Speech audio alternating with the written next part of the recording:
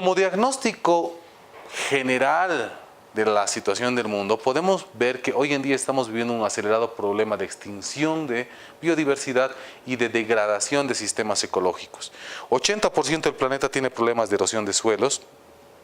En 2010 se deforestaron más de 13 millones de hectáreas de bosques, 2% de la biodiversidad conocida se ha extinguido y 17% está en serio riesgo de perderse. Se han modificado los ciclos del nitrógeno y del carbono y se ha incrementado la concentración de gases de efecto invernadero de 280 partes por millón a más de 400 ahora en el último año. Se ha dado un calentamiento de prácticamente 1 grado respecto al nivel preindustrial, confirmado 0.8 grados y posiblemente 3 grados más hasta fin de siglo. Hay déficits severos de alimento y agua y esto se está dando como un efecto dominó. ¿Qué hemos logrado como humanidad a costa de estos indicadores nefastos? 50% de la población subsiste con menos de $2 al día. Es decir, tenemos más de 4.500 millones de personas que viven con menos de 15 bolivianos al día. Estas personas tienen serios problemas de alimentación, de salud y de acceso a agua. Estamos viviendo un proceso de serio incremento poblacional y alto riesgo de epidemias. Como les he mencionado, el diferencial entre el 20% más rico y el 20% más pobre es de 1.400 a 1, y hay signos crecientes de peligro tóxico para la humanidad y sistemas de vida, y hay una amenaza química de disrupción hormonal. Cada vez están aumentando los números de casos de cáncer y de enfermedades nuevas. Todo esto parte de un enfoque de un manejo ambiental tradicional que busca como fin último maximizar el producto de una variable. Esta variable puede ser un recurso natural, puede ser una máxima cosecha sostenible o un servicio ambiental. Pero siempre quiero ser lo más eficiente que pueda. Generar sistemas óptimos de gestión de recursos naturales a través de ¿qué? Del comando y control. Yo controlo la naturaleza para poderla hacer lo más productiva posible. Pero acá estamos en una fase altamente predecible del modelo de panarquía. En este modelo ambiental tradicional se busca suprimir la novedad. No quiero tener sorpresas y para evitar tener sorpresas subsidio el cambio a través de un fuerte subsidio energético. Por ejemplo, la producción de agroquímicos depende de una gran cantidad de diésel para toda la agroindustria. Estoy subsidiando este cambio con combustibles fósiles para alargar la fase K del modelo de panarquía. Después vamos a ver que ese modelo de panarquía es la fase estable del modelo de panarquía, es la fase K a través del cambio tecnológico. Pero la fase K, es decir, esa fase estable que queremos alargar de máxima producción, disminuye la capacidad del sistema para absorber cambios. La paradoja de la optimización implica la reducción de la resiliencia, es decir, de la capacidad de absorber cambios y de mantener la identidad de un sistema. Y exacerba problemas cuando las consecuencias del manejo retroalimentan las causas del sistema. Una de las causas de todo este cambio es que se esté perdiendo masas de hielo, aumentando el agua. Esto es una retroalimentación positiva porque el agua va a absorber más calor y hay menos hielo que rebote ese calor. Y finalmente, porque este enfoque está basado en una valoración económica subjetiva de la disponibilidad a pagar por la conservación de un recurso, bien o servicio, que es la base de la economía ambiental. Pero en los sistemas ecológicos, en los sistemas de vida, sí hay trayectorias y sí hay umbrales. Sí hay límites en cuanto al uso y a la producción de los recursos y en cuanto a la asimilación de desperdicios o de residuos. Quiero rescatar a Sábato, que aquí nos muestra dónde llega la sociedad occidental después de establecer sus ideales en el Renacimiento. En el Renacimiento, Sábato nos muestra un ser humano que proclama su voluntad de dominio de la naturaleza. El humano debe dominar la naturaleza y debe dominar las fuerzas de la naturaleza hacia ese óptimo social que promueve el modelo económico. Sábato nos dice en su libro: frente a la infinita riqueza del mundo material, los fundadores de la ciencia positiva seleccionaron los atributos cuantificables, es decir, la masa, el peso, la forma geométrica, la posición y la velocidad. Y llegaron al convencimiento de que la naturaleza está escrita en caracteres matemáticos, cuando lo que estaba escrito en caracteres matemáticos no era la naturaleza, sino la estructura matemática de la naturaleza. Sábato nos está diciendo aquí que la matemática puede describir las estructuras de funcionamiento de la naturaleza, pero no a la naturaleza como tal, porque la naturaleza es mucho más compleja y mucho más rica que solo la matemática que puede describir ciertos estados de funcionamiento de la naturaleza. Este artilugio, Sábato dice, pero grullada tan ingeniosa como la de afirmar que el esqueleto de los animales tiene siempre caracteres esqueléticos. No era pues la infinitamente rica la naturaleza la que expresaban estos cientistas con el lenguaje matemático, sino apenas su fantasma pitagórico. Lo que conocíamos así de la realidad era más o menos como lo que un habitante de París puede llegar a conocer de Buenos Aires, examinando su plano, su cartografía y su guía telefónica, o más exactamente lo que un sordo de nacimiento puede intuir al leer una partitura o al examinar una partitura. Es decir, la ciencia nos puede mostrar una sombra que aparentemente es una mano, pero lo que nos muestra realmente que está proyectando esa sombra posiblemente es un conejo, y estemos muy lejos de entender la realidad a través de un fantasma pitagórico matemático. El paradigma cartesiano lleva a la fe en la objetividad del conocimiento científico y a su certeza, pero nunca vamos a ser capaces de medir todas las variables que subyacen un fenómeno natural. Nunca voy a ser capaz de observar todas las fuerzas que van a interactuar sobre un objeto cuando éste está cayendo. Por lo tanto, nunca voy a poder ser científicamente correcto según esto. Esto nos lleva a analizar la complejidad de los sistemas y establecer un nuevo paradigma para la gestión de los sistemas. La racionalidad establece caminos directos, unidimensionales entre causa y efecto, es decir, esto genera esto. Sin embargo, en los sistemas naturales, que son sistemas complejos, no solo las acciones, es decir, los estímulos, dependen o sea, no solamente el sistema depende de los estímulos que se da, sino que hasta cierto punto el sistema se autorregula, tiene su propio funcionamiento. Hasta cierto punto los sistemas causan su propio comportamiento. Y en los sistemas complejos, por lo tanto, no hay culpable, no hablamos de culpables de problemas, porque hemos llevado nosotros todo esto a un control obsesivo de la naturaleza. Nos hemos metido en problemas por controlar obsesivamente la naturaleza, y de igual forma pretendemos que la sostenibilidad de los sistemas naturales depende del ser humano, y eso es completamente falso. Y podemos ver, por ejemplo, a Gudinas, que nos dice que si nosotros dejamos un sistema degradado sin tocarlo, en un tiempo este sistema naturalmente va a recuperar su propia sostenibilidad. Por ejemplo, un barbecho. Si uno deja un barbecho, un sistema degradado durante mucho tiempo, este sistema solito, sin intervención humana, va a recuperar su sostenibilidad. Eso quiere decir que la sostenibilidad no depende de la gestión, no depende del humano, sino depende del propio sistema. ¿Qué quiere decir?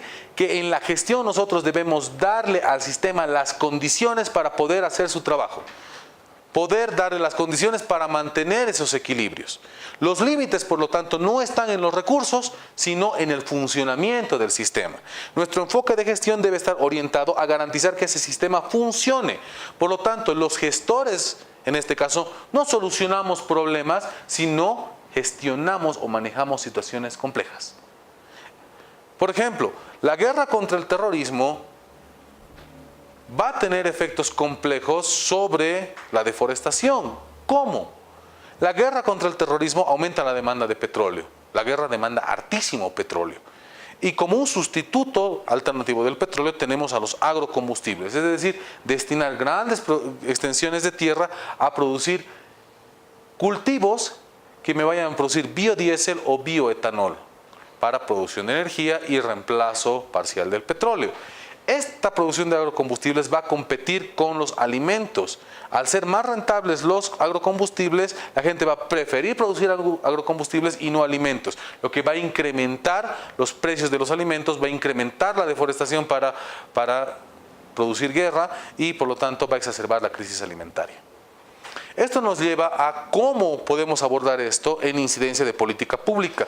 Y vamos a encontrar que no podemos separar los atributos ecológicos de los atributos culturales, de los atributos económicos. Todo es parte de un solo sistema. El humano es parte de un sistema, de un planeta Tierra, y no así un dueño o un amo y señor de este planeta. Es una parte más, y por lo tanto así se deben entender las variables socioecológicas de un sistema.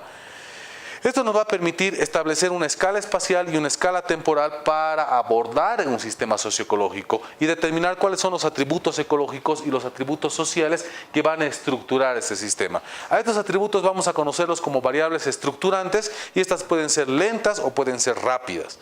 Estas variables estructurantes tienen que ver con el clima, tienen que ver con la dotación de agua, tienen que ver con las variables que, como su nombre indica, estructuran un sistema social y ecológico, que vamos a conocer como sistema socioecológico. A través de la intervención sobre estas variables estructurantes vamos a poder mantener o garantizar el funcionamiento de un sistema y de esa forma poder incidir sobre su sostenibilidad. ¿Cuáles son las variables que debemos tomar en cuenta? La identidad de un sistema, la estructura, la autoorganización, el ciclo adaptativo y en base a eso las incidencias de gestión para fortalecer su resiliencia y reducir su vulnerabilidad. Como les hablaba de las variables estructurantes, aquí tenemos un libro que nos muestra el rol de la migración de bagres en el Amazonas. La migración de bagres en el Amazonas es la mayor migración de biomasa en el planeta, superando ampliamente a la migración de caribús en Norteamérica y a la migración de ungulados en el Serengeti. Es decir, es mucha biomasa. Son miles de millones de toneladas de bagres que se están moviendo en sus ciclos de desove entre la parte de la cordillera y las desembocaduras del Amazonas. Si nosotros vemos que la masa es energía, la masa por velocidad al cuadrado me va a dar energía cinética, y aquí tenemos un montón de masa moviéndose a una velocidad, encontramos que hay una dinámica energética importante que se está dando en todo el Amazonas y que estructura el Amazonas. Por lo tanto, debo tener muy en cuenta esto para no alterar a través de un sistema de represas todo este sistema delicado e intricado mediante el cual los bagres están transfiriendo masa y energía a toda la cuenca del Amazonas. Esto nos lleva a redefinir la sostenibilidad de un enfoque completamente económico de externalidad o falla de mercado hacia un enfoque que vea los límites sobre los cuales podemos desenvolvernos. Es importante reconocer estos límites porque el modelo socioeconómico actual no ve límites, asume un crecimiento infinito.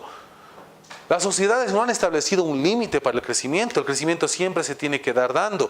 Y ese crecimiento progresivo con un incremento poblacional asociado va a dar lugar a que lleguemos a colapsar la capacidad de regeneración del sistema. A la derecha podemos encontrar las 9 variables o los 9 fenómenos asociados al cambio ambiental global por Johan Rockström del Centro de Resiliencia de Estocolmo, donde encontramos el cambio climático, la acidificación del océano, la pérdida de ozono estratosférico, el cambio en el ciclo del nitrógeno y del fósforo, el uso global de agua dulce, el cambio de uso de la tierra, la pérdida de biodiversidad, los aerosoles atmosféricos y la polución química.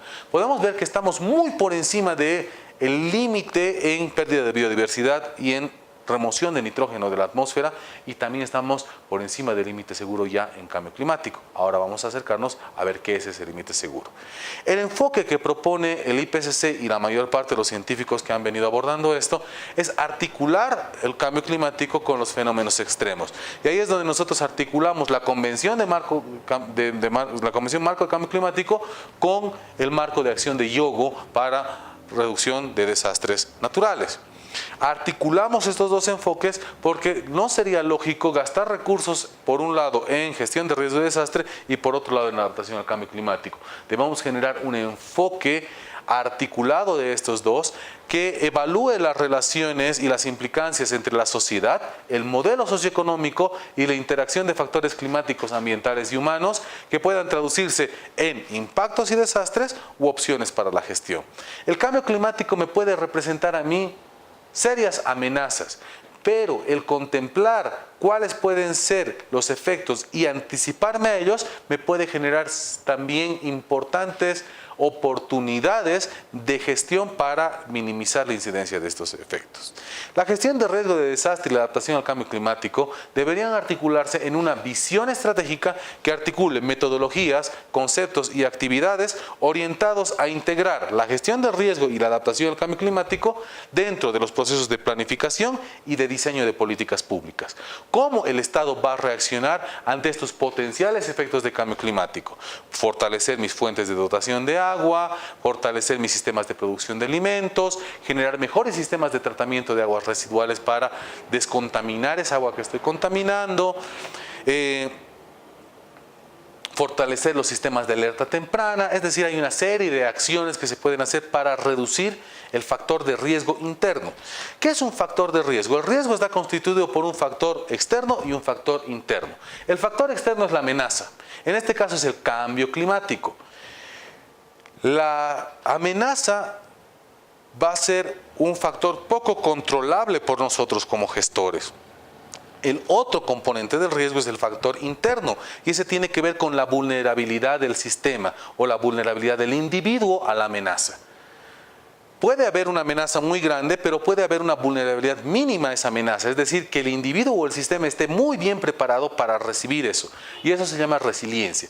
La resiliencia es la capacidad del sistema de absorber una perturbación y mantener la identidad, la estructura y el funcionamiento del sistema.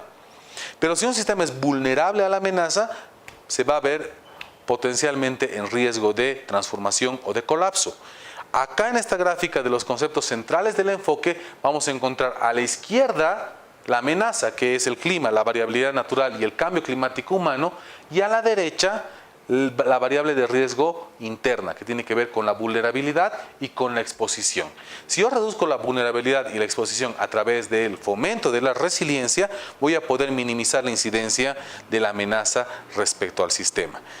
Ese es el único camino que nos toca básicamente a nosotros internamente como política pública, debido a que nuestra generación de gases de efecto invernadero es mínima, como han visto, la mayor parte es en los países desarrollados, y este cambio va a seguir dándose, lo que nos lleva a nosotros a fortalecer nuestros sistemas para poder enfrentar de mejor forma el cambio climático a través de la adaptación y de la gestión de riesgo de desastre.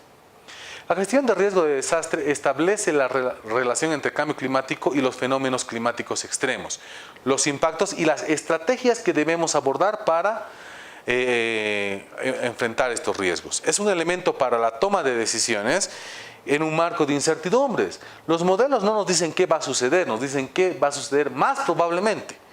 Y ofrece un marco de respuestas para tomar decisiones en situación de riesgo. Esto es en cuanto a la adaptación. Como podemos visualizar, la adaptación tiene que estar establecida bajo un enfoque de riesgo, donde podamos minimizar la incidencia de las amenazas mediante el fortalecimiento de la resiliencia, minimizando la vulnerabilidad y la exposición. Sin embargo, esto es solo parte de la estrategia global sobre cambio climático. Es muy importante reducir la cantidad de gases que están ingresando a la atmósfera para lograr su estabilización, como es el objetivo final de la Convención Marco. Esto se hace a través de la mitigación, que nos lleva al capítulo 5, que se refiere a los desafíos de la mitigación.